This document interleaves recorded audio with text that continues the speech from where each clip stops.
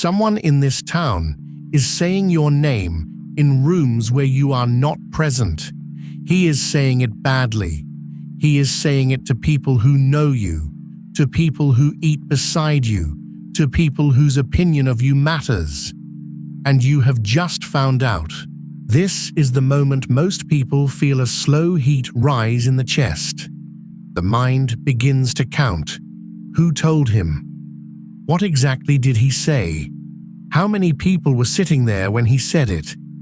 The heat becomes something harder, something that wants to move. Abu Sa'id lived in a market town in early Islamic Iraq. The streets were narrow. The houses were made of clay brick. People knew each other.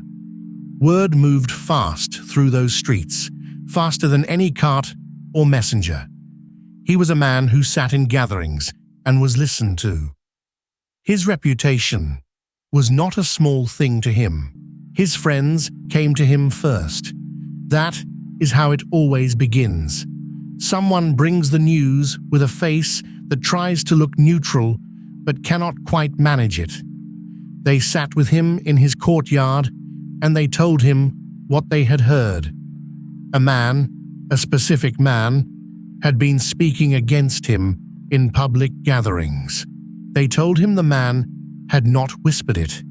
He had said it openly, in front of others, with the kind of confidence that comes when a person believes the room agrees with him. Abu Sa'id listened. He did not interrupt. He let every word land. His friends waited for his face to change. They expected something, perhaps anger, perhaps the tight jaw of a man making a plan, perhaps the slow nod of someone deciding what to do next. What they saw instead was harder to read. He was quiet for a long time. They pressed him. They named the man more clearly. They described the gathering where it happened, the people who were present, the things that were said. Each detail was meant to sharpen the situation, to make him feel the weight of it fully. They were loyal men. They wanted him to respond. Abu Sa'id did not say what they expected. He asked them only one thing.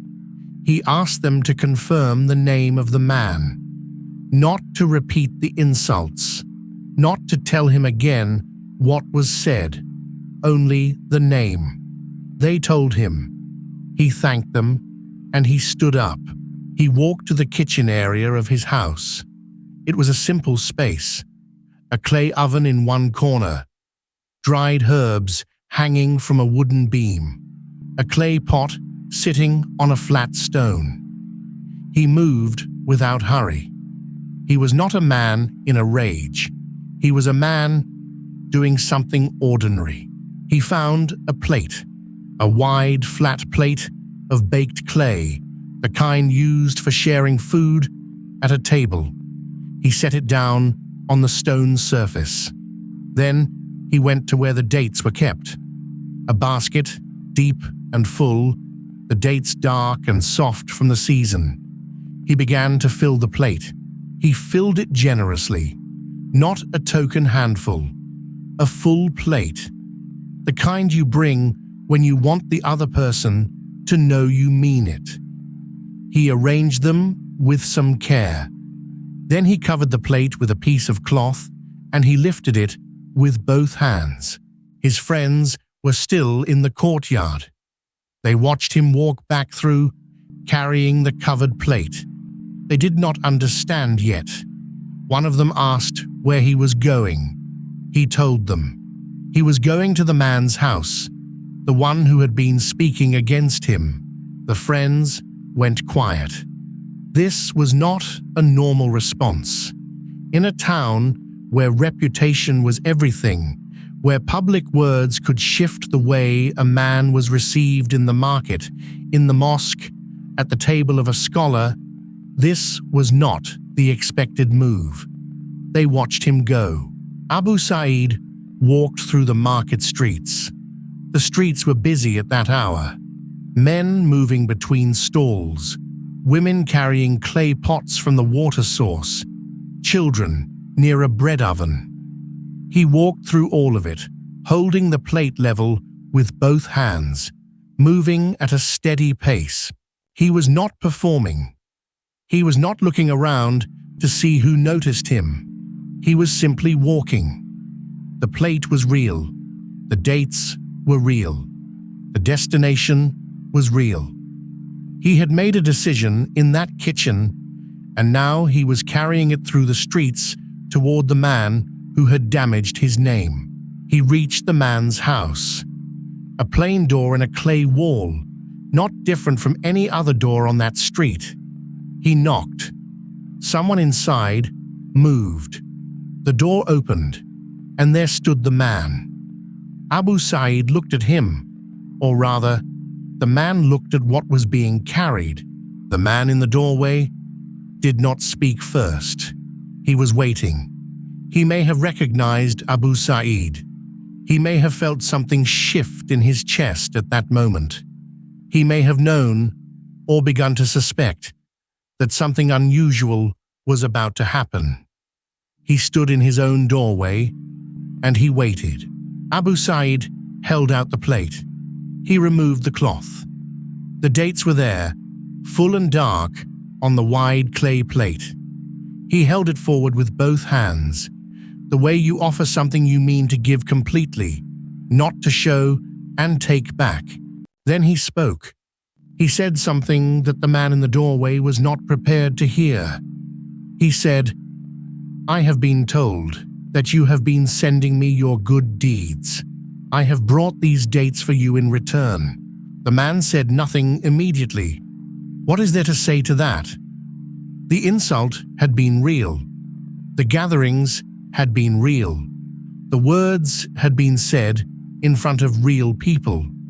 And now the man he had spoken against was standing at his door holding a plate of dates and speaking to him as though he had received a gift. Abu Sa'id did not explain further. He did not list the things that had been said about him. He did not ask the man to stop. He did not warn him. He had said what he came to say. He left the plate. He turned and he walked back through the streets the way he had come. When he returned to his courtyard, his friends were still there. They had not left. They wanted to know. He told them what he had done and what he had said. There was quiet in the courtyard after that. Not the quiet of confusion. The quiet of something settling. Here is the idea Abu Sa'id was living by, and it is not a complicated one. In the belief he held, when a person speaks badly of another without cause, something real transfers. The good deeds of the speaker move across to the person who was harmed. The one who was insulted grows heavier with credit. The one who insulted grows lighter. Abu Sa'id did not see the slander as a wound. He saw it as a transfer. The man was, without meaning to, handing over something valuable every time he spoke. So Abu Sa'id brought dates, because that is what you do when someone gives you something. You give something back. This is the logic he was following. Now consider what happens in an office when someone talks about a colleague behind their back, or in a group chat where someone's name comes up and the replies pile on, or in a comments section where a stranger is pulled apart by people who will never meet them, or between two friends, one of whom is not in the room. The same transfer is happening every time.